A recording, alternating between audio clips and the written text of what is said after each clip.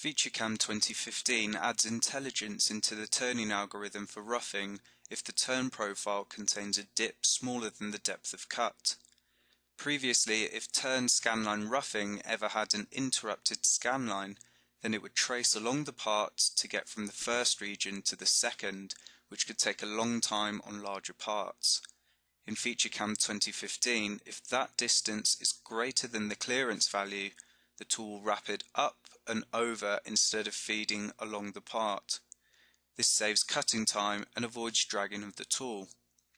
In this example, we have a large shaft part. If we go to the stock dialog, we can see the part length at just under a meter. If we look towards the part view, we have two pre-programmed features, and I can run my 3D simulation to show the finished part like so. If we look within the roughing feature and navigate to the turning tab, we can see we have a depth of cut of 5 millimeters.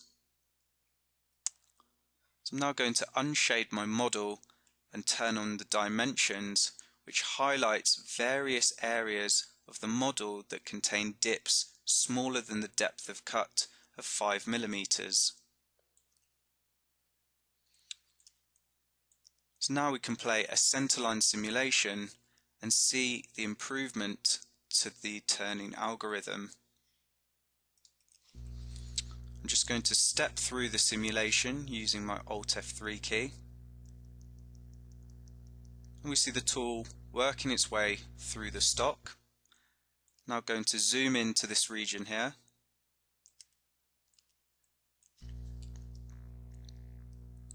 And we see the tool machines this diameter and leaves some unmachined stock within this dip.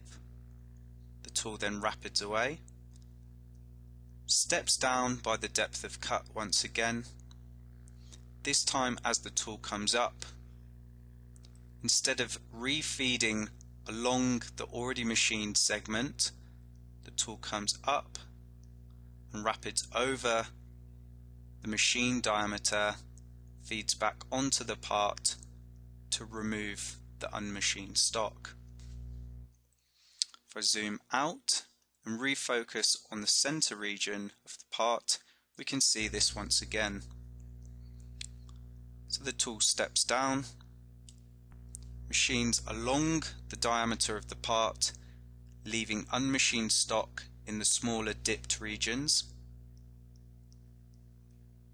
We then see, as I clear the tool path, the tool comes up, rapids over the machined segment, feeds back onto the part to remove the unmachined stock, and repeats like so. This makes the turning algorithm far more efficient when a profile contains dips smaller than the depth of cut, especially on larger parts.